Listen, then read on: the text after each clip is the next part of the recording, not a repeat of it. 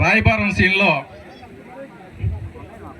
నిత్యం అవుద్ది. కృష్ణుడి దగ్గరికి దుర్యోధనుడు అర్జునుడు వస్తారు సహాయం కోసం. అదందరూ మీకు తెలుసు. దాన్నే పడక సీన్ అంటారు రాయబారంలో. ఆ పడక సీన్ నుంచి 2 చిన్న పద్యాలు. ఓకేనా? మీరు పర్లేదా?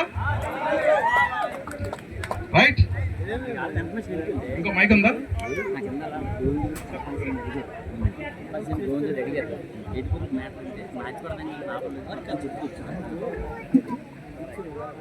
కృష్ణుడికి దండం ఉండాలి కదా.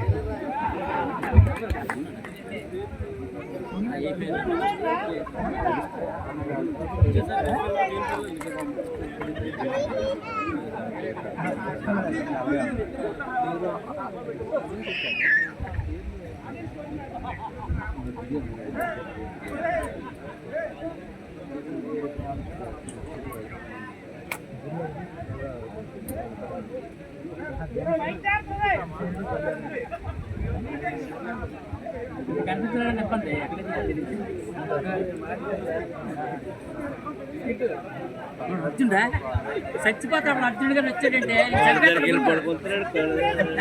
అర్జునుడు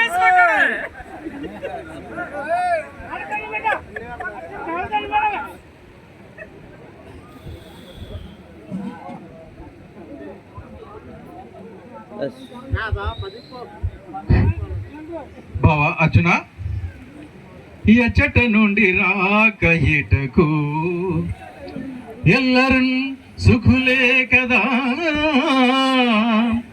యశోబాకులు నీదు అన్నలను, భవ్య మనస్కులు నీదు తమ్ములు చక్కగా ఉన్నవారే. భుజశాలి భృగోదరున్ అగ్రజాజ్ఞకు దక్కగా నిల్చి శాంతి గతి తాను చరించున తెలుపుము అర్జున. బావా రాక వచ్చేది లోనికి ఎగుదూరమ్ము. ఓ సుయోధన సార్వభౌములా, బావా ఎప్పుడు వచ్చి తీవు సుకులే బ్రాతల్ సుతుల్ చుట్టము. నీ వాలభ్యము పట్టు కన్నుడును మన్నీలును సుఖోపేతులే. నీ వంశోన్నతిని కోరు భీష్ముడును, నీ మేల్గోరు ద్రోణాది భూదేవు. సేమంబై మసింగుదురే, నీ తేజంబు హెచ్చింపచు బావా.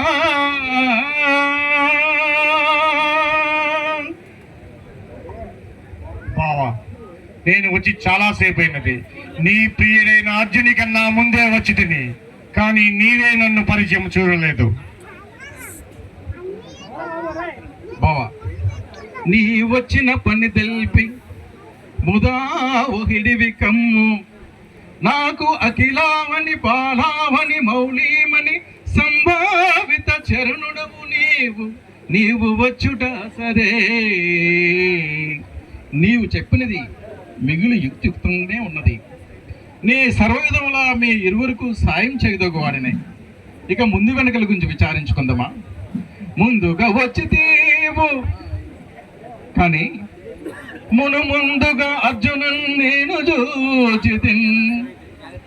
బంధుగులన్న అంశమిది పాయక నిల్చే.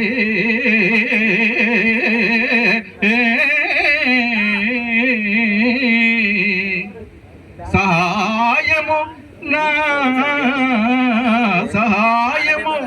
మీరిరుగురు జందుట పాడి మీకు నైజేసద సైన్య విభాగము. అందు మీకు తగుదాని గైకొనుడు. కానీ ఇందొక విశేషం ఉన్నది. కోరుట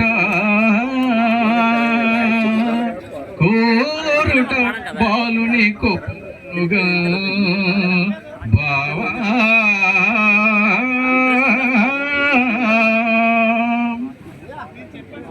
అర్జున, కోరుకుంటువి కానీ నేను చెప్పిన తొట్టతుది వరకు వింటివి కాదు.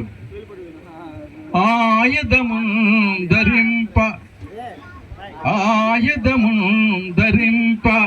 అని కగ్గముగా నొక పట్ల ఊరకే సాయము చేయువాడ బిలుచ నన్ను విమ్మట ఎగులాడిన దోయలు యొగుదు